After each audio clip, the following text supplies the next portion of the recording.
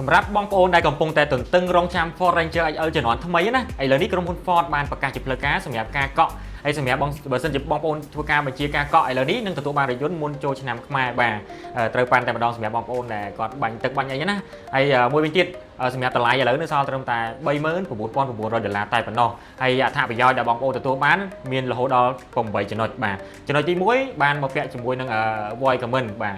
ប្រព័ន្ធបញ្ជាដោយសំឡេងណាហើយបានមកពាក់មកជាមួយនឹងកាមេរ៉ាមើលក្រោយងាយស្រួលដល់បងប្អូនរយៈថយក្រោយបាទឧបសគ្គអីគឺយើងមើលច្បាស់តែម្ដងហើយក៏បានមកពាក់មកជាមួយនឹង option auto start stop បាទ auto start stop ពីមុនគឺយើងមានទៅលើតែប្រភេទផ្សេងទេប៉ុន្តែឥឡូវគឺយើងបានមកពាក់មកជាមួយនឹង Ford Ranger XL ដូចគ្នាហើយម៉ាស៊ីនត្រជាក់ខាងក្រោយក៏មានដូចគ្នាបងប្អូនពីមុនសួរជ្រោះចារដោយសារ version ចាស់យើងអត់មានម៉ាស៊ីនត្រជាក់ផ្នែកខាងក្រោយទេប៉ុន្តែ version ថ្មីនេះគឺមានម៉ាស៊ីនត្រជាក់ផ្នែកខាងក្រោយបន្តមកទៀតគឺប្រអប់លេខដូរពី6លេខអូតូមក10លេខអូតូបាទការចូលលេខ smooth ជាងមុនបាទបងប្អូនធ្វើការដំណើរផ្លូវឆ្ងាយ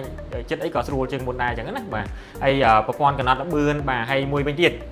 អេក្រង់ touch screen ពីមុនត្រឹមតែ10អ៊ីនទេឥឡូវឡើងទៅដល់12អ៊ីនបាទធំងាយស្រួលបងប្អូនមើលព័ត៌មានបន្ថែមណាហើយក៏បានបំពាក់មកជាមួយនឹងប្រព័ន្ធ lock ប៉ុងខាងក្រោយផងដែរបាទហើយសម្រាប់ព័ត៌មានបន្ថែមបងប្អូនចង់ដឹងព័ត៌មានអីបងអាចតាក់ទងបានតាមរយៈលេខទូរស័ព្ទរបស់ខ្ញុំផ្ទាល់ក៏បានដែលខ្ញុំដាក់នៅខាងលើវីដេអូបាទជាចុងក្រោយខ្ញុំបាទរដ្ឋាសូមអរគុណសូមគោរពលាបាទបាយបាយ